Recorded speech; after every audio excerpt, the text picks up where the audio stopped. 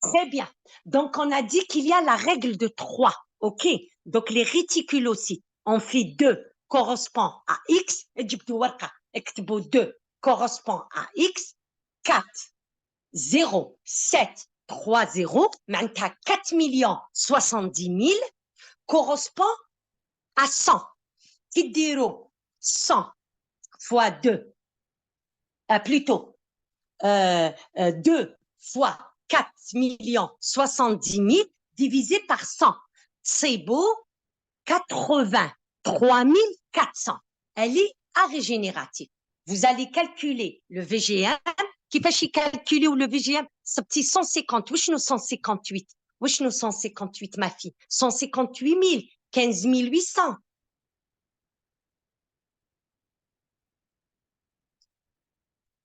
Non, ma fille, c'est 81 400. Mais je suis 158. Non, non, non. C'est 2 fois 4,07. Chal 2 fois 4,07. Voilà. 81 400. C'est 2 fois 4,07. 2 fois 4,07. C'est 814. 834, c'est 814. Vous rajoutez les 2 zéros qui restent, parce que 2 zéros, ils vont à 100, ils vont 2 zéros. Voilà, 81 400. C'est une règle de 3. Il ne faut pas être sorti de Saint-Cyr pour la savoir. Dire 4 millions correspond à 100%. 2% correspond à X. Et vous faites la règle de 3. Et même pour le calcul des polynucléaires neutrophiles, vous faites la règle de 3. 100% correspond au taux de globules blancs. 70% correspond au taux de PNN, parce que les PNN représentent 70% des globules blancs. Maintenant, les globules blancs, c'est 100, les PNN, c'est 70 bark. D'accord? Donc, si on revient, le VGM, il faut savoir la règle de calculer les VGM et la règle de calculer CTMH. Je ne me rappelle pas. Hématocrite sur globule rouge, hémoglobine sur globule rouge. Je ne me rappelle pas. Il faut connaître les règles. Ils peuvent, le jour de l'examen, ne pas vous donner le VGM et CTMH. Vous devez le calculer. Apprenez-les par cœur, que ce soit les unités ou les règles de calcul. Donc, si on calcule, on va retrouver que c'est une anémie normocytaire. Faites passer la deuxième diapo. Normocytaire, normochrome, normocytaire, pardon, microcytaire, hypochrome, arégénératif, avec un taux de globules blancs normal et une discrète ou là, une thrombocytose modérée, parce qu'il est à 400 000. Je ne sais pas ce qu'on vous a dit pour l'examen, pour le cours. Comme jusqu'à 450 000 ou là jusqu'à 400 000.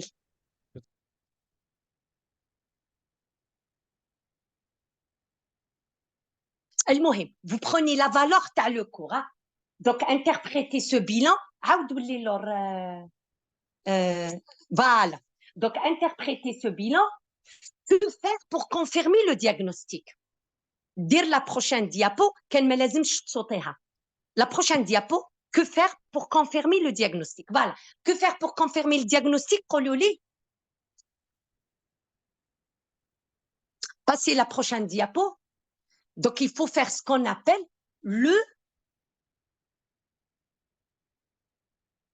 bilan martial. عندك الفير سيريك TBC, le facteur de casse saturation, راني وريت لكم le calcul.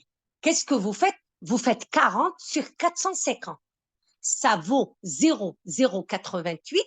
Si on le transforme en pourcentage, il est 8,8%. Il est inférieur à 16%. C'est pathognomonique de la carence en fer. Par contre, si c'est une anémie périprite, vous allez le retrouver supérieur à 30%. Le facteur de saturation dans la carence en fer est pratiquement inférieur à 16%. Inférieur à 16%, il n'est jamais supérieur à 30%. Jamais. Supérieur à 30%, c'est le facteur de saturation en cas d'anémie inflammatoire. L'anémie inflammatoire, qu'est-ce qui se passe? Le fer n'est pas consommé. Il est volé, il est détourné par les macrophages. Donc, vous allez retrouver un fer sérique, soit normal, soit bas, d'accord, avec une TIBC augmentée, mais le facteur de saturation, jamais au grand jamais, il n'y a que jamais, au grand jamais, inférieur à 30%. Prochaine diapo. Que faut-il préciser et rechercher chez cette patiente? Il faut préciser quoi? Le mécanisme. D'accord? On va se demander chez cette patiente, c'est quoi le mécanisme de cette anémie? Donc, on a dit, c'est ça, l'étiologie. Bravo. Que faut-il préciser et rechercher chez cette patiente? C'est l'étiologie. Donc, il faut préciser son mécanisme. On va dire que c'est par perte. C'est par perte excessive. Augmentation des pertes. Qu'est-ce qu'on va rechercher? On va rechercher l'étiologie. Dans ce cas, on doit demander avis en gynéco à cause de ces règles abondantes. Peut-être c'est un fibrome, comme ça peut être carrément une néoplasie de l'utérus. Prochaine diapo. Quel traitement proposer? Alors, donc le traitement, on doit lui donner le fer à dose curative. Vous avez dans le cours normalement la dose. D'habitude, si c'est le Fumafert, la marque Fumafert, on donne 2 comprimés 2 fois par jour pendant 2 mois jusqu'à correction de l'hémoglobine.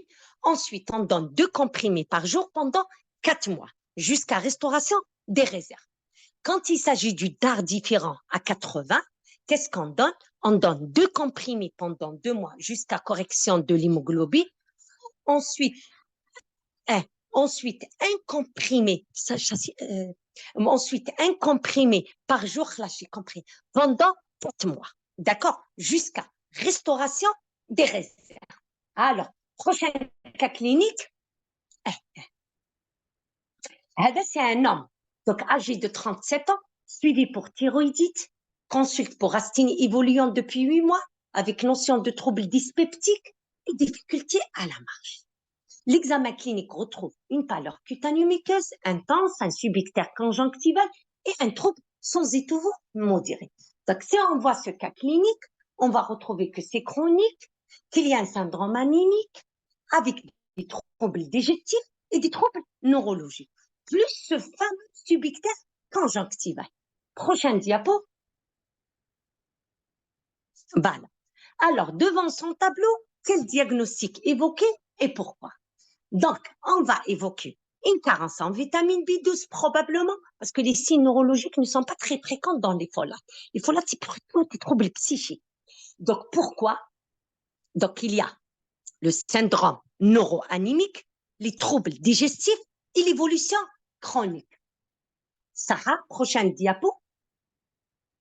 On a cet hémogramme. Donc, on retrouve les globules blancs à 2000, l'hémoglobine à 6 grammes, VGM à 115, CCAMH à 34, globules rouges à 2,5 millions et plaquettes à 90 000. Je vois que tous les participants calculent, tous les participants calculent le taux de rétique et voient s'ils ont raison ou non. Sinon, ils me demandent, c'est-à-dire, ils me disent pourquoi ils n'ont pas réussi. Je vais vous donner le taux des rétiques. Déjà, il a répondu juste.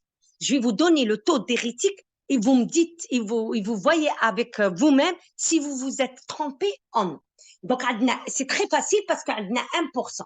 1 fois 2,5 égale 2,5. وحنايا لازم نحو 2 زيرو. كي نحو المليون 2 زيرو واش يبقاو له 25000 ماشي 25000 فوالا يبقاو 25000 يبقاو له 3 زيرو باسكو هو ديجا il avait alors هذا سي لو 6 il avait 5 زيرو كي نحيو له زوج يبقاو له 3 زيرو. Donc celui qui n'a pas trouvé 25000, quand on terminera دركا le cas clinique, je lui réexplique. D'accord? Voilà. Donc, c'est une anémie macrocytaire, normochrome, arégénérative, c'est-à-dire d'origine centrale, avec une leucopénie modérée à 2000. Le taux de globules blancs varie de 4000 à 10 000, avec une thrombopénie modérée. Le taux de plaquettes varie de 150 000 à 400 000 ou là à 450 000. Je ne sais pas ce qu'on vous a donné dans le cours. Le cours. Voilà, on a interprété. Que faire pour confirmer? Accepte les participants. Abdo, rak raqad. Que Oui, faire pour j'ai accepté. confirmer? D'accord. Abdelrahman, tu leur dis que cette présentation, je vais la reprendre wahdi, c'est-à-dire je vais parler, yeah, et tu vas la renvoyer. Et s'ils ont des questions, ils te les envoient et on le fera jeudi prochain. D'accord? Oui, d'accord, docteur. Donc, on a dit que faire pour confirmer le diagnostic. Donc, puisque c'est une anémie macrocytaire hypochrome, même si on pense beaucoup à une carence en B12, la prochaine diapo, Abdelrahman, on pense beaucoup à la carence en B12, on va faire dosage de B12 et de folate. Voilà, donc vitamine B12 à 12, à 40, folate, tout normal. Que faut-il préciser ou rechercher ces patients? C'est la même chose. Donc, c'est probablement une malabsorption à cause des troubles dyspeptiques. Kemmel. Prochaine diapo, Abdelrahman. Donc, vitamine B12, elle est à 40, elle est basse. Le dosage des folates est normal. Prochaine diapo.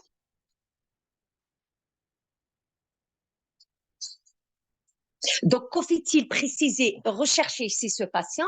Donc, il faut préciser le mécanisme. Donc, c'est une malabsorption devant les troubles dyspeptiques. Et que faut-il rechercher?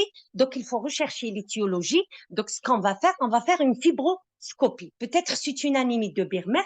Maintenant, il y a le bilan immunologique. On n'est pas obligé d'aller jusqu'à la fibroscopie et la biopsie. On va la garder, la fibroscopie et la biopsie, on va la garder pour la surveillance à la recherche d'une néoplasie gastrique avec le temps.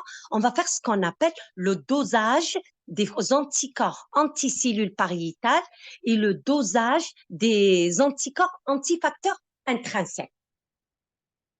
Prochaine diapo.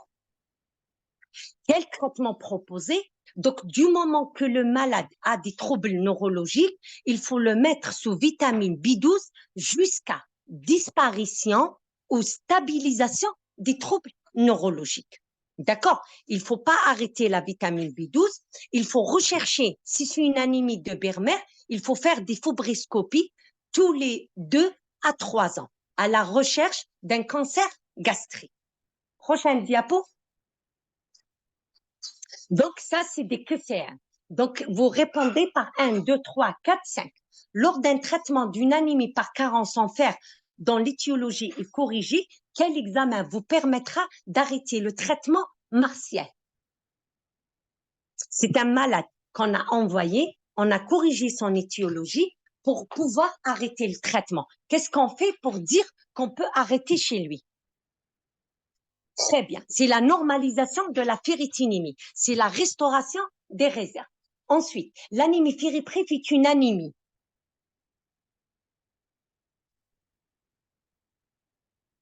Deux, c'est par épuisement des réserves en fer. Trois, coefficient de saturation inférieur à 16%.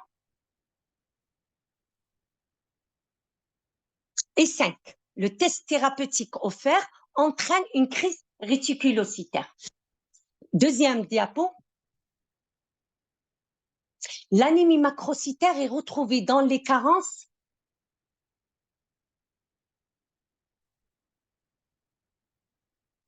une et encore et 4. Donc, dans les carences en vitamine B12 et en acide folique. L'anémie par carence en vitamine B12 se manifeste par des fourmillements au niveau des extrémités, une glossite, chute de cheveux. Donc, des fourmillements au niveau des extrémités, une glossite, voilà, et 5, voilà. Donc, on a les fourmillements, la glossite, et le diagnostic repose sur la pratique du médulogramme ou le dosage de la vitamine B12. Prochaine diapo. En cas d'anémie microcytaire hypochrome avec pseudo-polyglobulé, à quelle affection vous allez penser? C'est ce qu'on appelle la pseudo-polyglobulie microcytaire. C'est une pseudo-polyglobulie microcytaire, c'est-à-dire le taux de globules rouges est élevé, le taux d'hémoglobine est bas et il y a une microcytose. Ça, c'est typique de la bêta-thalassémie mineure. Vous n'avez pas encore fait les anémies hémolytiques. Non, c'est la réponse hétérozygote. Donc, c'est l'anémie inflammatoire. C'est le 1, l'anémie inflammatoire. Voilà, il y a la 2, la bêta-thalassémie mineure, c'est-à-dire hétérozygote. Après, vous faites le cours, vous allez comprendre. Prochaine diapo. Prochaine diapo. Ah, ça y est, c'était la dernière. Voilà. Alors, vous posez vos questions. Docteur, il y a des gens qui ont posé quelques questions. Ils sont sur discussion, je peux les voir. Non, non, non, عندي. La Ils première sont là. question, Eh, quelle est la différence entre vitamine B12 et le folate en ce qui concerne le rôle de ces deux? la B12, les deux rentrent dans la synthèse de l'ADN, à la différence que la B12 rentre dans la synthèse de la méthionine. Le B9 ne rentre pas dans la synthèse de l'acide aminique méthionine. Et la méthionine fait partie des constitutions de la myéline. C'est pour ça, en cas de carence en vitamine B12, on a un problème neurologique. Par contre, en carence en folate, non. Merci, docteur. Les deux rentrent dans le cadre de la synthèse de l'ADN.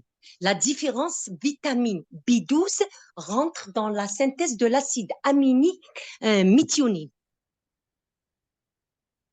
Et la méthionine est importante pour la synthèse de la myéline. La myéline, c'est la fameuse matière qu'il y a dans les neurones.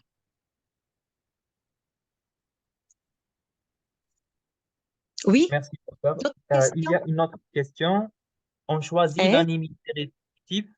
On doit voir les signes cliniques ou la biologie.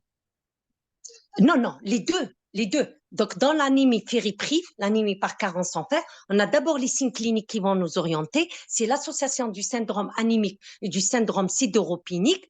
Ensuite, il y a la biologie qui va confirmer ça. Donc, on va avoir une anémie microcytaire hypochrome arégénérative avec présence d'annulocytes dans le frottis sanguin. Et enfin, le bilan martial qui va montrer une hyposidérémie, une augmentation de la TIBC et une diminution du facteur de saturation avec une diminution de la ferritinie.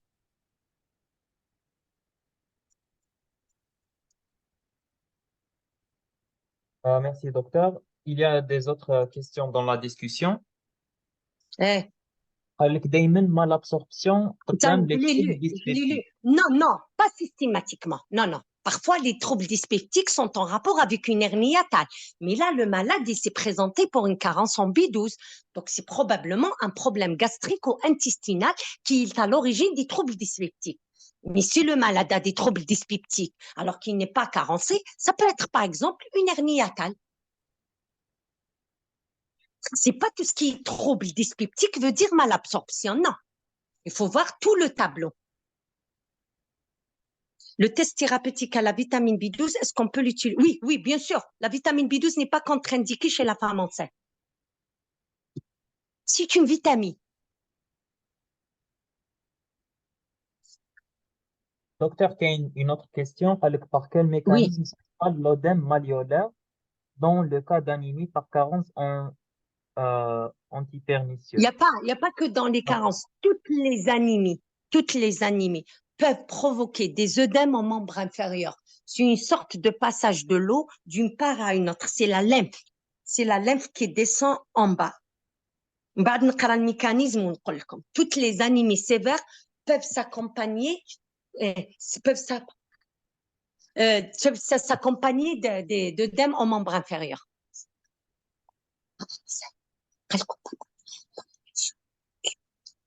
دوك نروح نطيب العشاء.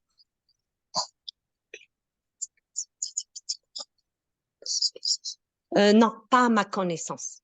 Pas à la ma connaissance. Les ADO ne, ne, ne provoquent pas une malabsorption. On peut corriger les défauts d'apport par... Oui, oui, bien sûr, mais pas assez. Pas assez pour corriger quand l'anémie se déclare, les apports de nutrition ne sont pas suffisants. Il faut mettre le malade sous traitement. Voilà. Est-ce qu'on peut donner une supplémentation de vitamine B12 et B9 au parallèle au début? Non, c'est dangereux. Si le malade fait une carence en B12, vous commencez par la carence en B12, sinon vous tombez dans le piège à folate et les troubles neurologiques vont être irréversibles.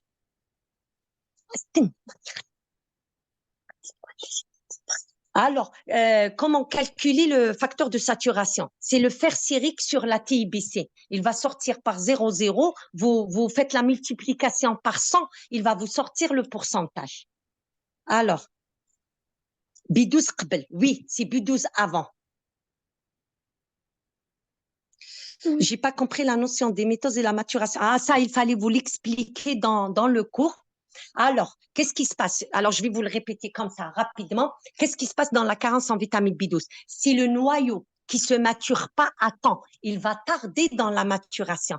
Quand il va tarder dans la maturation, il va recevoir le signal de cytoplasme qui va lui dire que c'est bon, j'ai arrêté de recharger. Il faut te diviser, il faut arrêter la division. Et puisque lui se mature difficilement, donc les mitoses, elles sont lentes. Elles sont lentes. D'accord? Donc, il va y avoir peu de mitoses pour un cytoplasme très chargé. Par contre, dans la carence en fer, c'est l'inverse. Le noyau continue à se diviser en attendant que le cytoplasme lui dise d'arrêter.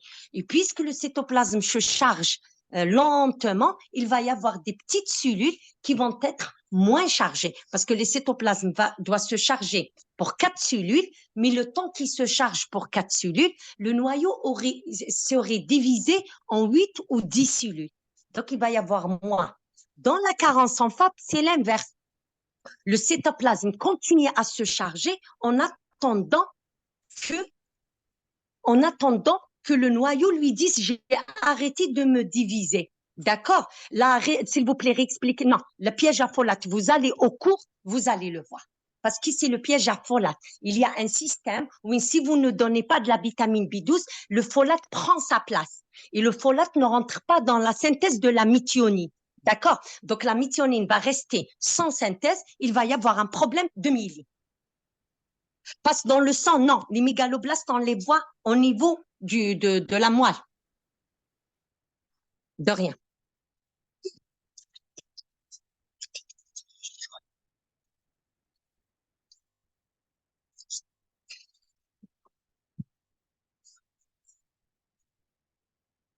Ça, j'ai répondu. J'ai dit que les antidiabétiques oraux n'inhibent pas l'absorption de la vitamine B12. Le diabète, c'est une maladie auto-immune. Plus tard, on va découvrir qu'il y a des anticorps qui attaquent l'insuline. Donc, il va y avoir comme ça pour la vitamine B12. De rien. Alors, d'autres questions?